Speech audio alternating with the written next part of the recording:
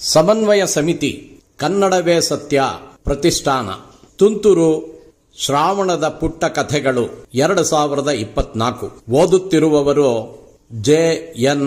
Jagannath. Video ಸಂಸ್ಕರಣ ಶ್ರೀ ಗುರುಪ್ರಸಾದ್ ಹಾಲ್ಕುರಿಕೆ. ಶ್ರಾದ್ದದ ದಿನ. ಲೇಖಕಿ ಸರಸ್ವತಿ ನಟರಾಜ್.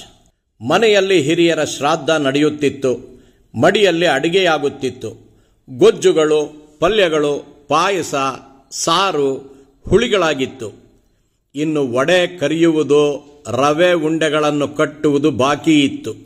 ಇನ್ನೇನು ಪುರೋಹಿತರು ಬ್ರಾಹ್ಮಣಾರ್ಥದ 2 ಬ್ರಾಹ್ಮಣರನ್ನು ಕರೆದುಕೊಂಡು ಆಟೋದಲ್ಲಿ ಹೊರಟಾಗಿತ್ತು. ಅವರುಗಳು ಬಂದ ತಕ್ಷಣ ಉಂಟಾಗುವ ಗಡಿಬಿಡಿ ನೆನೆಸಿಕೊಂಡು ಶಾರದಾ, ನರೇಂದ್ರ ಇಬ್ಬರು ಬೇಗ ಕೆಲಸ ಮುಗಿಸಲು ಪ್ರಯತ್ನ ಪಡುತ್ತಿದ್ದರು. ಆಗ ಹೊರಗೆ ಗೇಟಿನಾಚೆ ಅಮ್ಮ ಎಂಬ ಶಬ್ದ. ಗೇಟನ್ನು ಅಲ್ಲಾಡಿಸಿ ಸದ್ದು ಮಾಡುತ್ತಾ ಅಮ್ಮ ಏನಾದರೂ ಊಟ ಕೊಡಿ ಎಂಬ ಧ್ವನಿ. ಅಡಿಗೆ ಮನೆಯ ಕಿಟಕಿಯಿಂದಲೇ ಶಾರದಾ ಬಗ್ಗಿ ನೋಡಿದಳು. ವೃದ್ಧ ಭಿಕ್ಷಕ ಕೋಲೊಂದನ್ನು ಊರಿಕೊಂಡು ಎಡಗೈಯಲ್ಲಿ ಪಾತ್ರೆಯೊಂದನ್ನು ಇಟ್ಟುಕೊಂಡು ಬಲಗೈಯಿಂದ ಗೇಟಿನ ಚಿಲಕವನ್ನು ಅಲ್ಲಾಡಿಸುತ್ತಿದ್ದಾನೆ. ಅಮ್ಮ ಅಮ್ಮ ಎನ್ನುತ್ತಿದ್ದಾನೆ. ಏನು ಇಲ್ಲಪ್ಪ, ಮುಂದಕ್ಕೆ ಹೋಗಪ್ಪ ನರೇಂದ್ರನಿಂದ. ಅವನು ಅಲ್ಲಾಡಲಿಲ್ಲ. ಅಮ್ಮ ಏನಾದರೂ ಕೊಡಿ ಮತ್ತೆ ಕೇಳಿದಾಗ ನರೇಂದ್ರನ ಕೋಪ ನೆತ್ತಿಗೇರಿತ್ತು. ಹೋಗು ಅಂತ ಹೇಳೋಕು ನಾವೇ ಹೋಗ್ಬೇಕು, ಮಡಿಲಿದ್ದೀವಿ ಎಂದುಕೊಂಡೆ.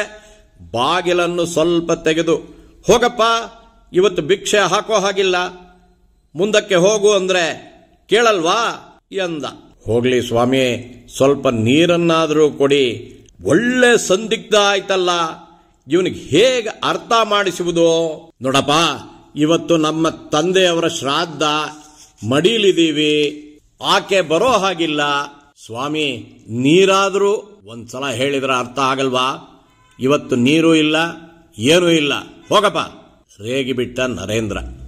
ಆ ವೃದ್ಧ ಕೋಲನ್ನು ಎತ್ತಿಡುತ್ತಾ ನೀರೂ ಹುಟ್ಟಲಿಲ್ಲ ಇವತ್ತು ಎಂದುಕೊಳ್ಳುತ್ತಾ ನಿಧಾನವಾಗಿ ಹೊರಟು ಹೋದ.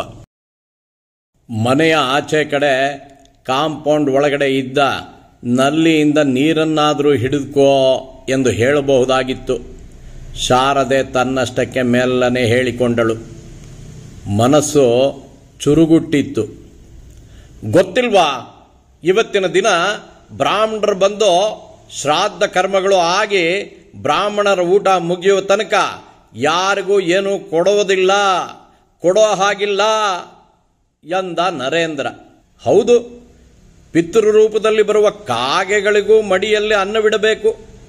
ಪಿತೃಗಳು ಕಾಗೆಯ ರೂಪದಲ್ಲೇ ಬರ್ತಾರೆ. ನಮಸ್ಕಾರ.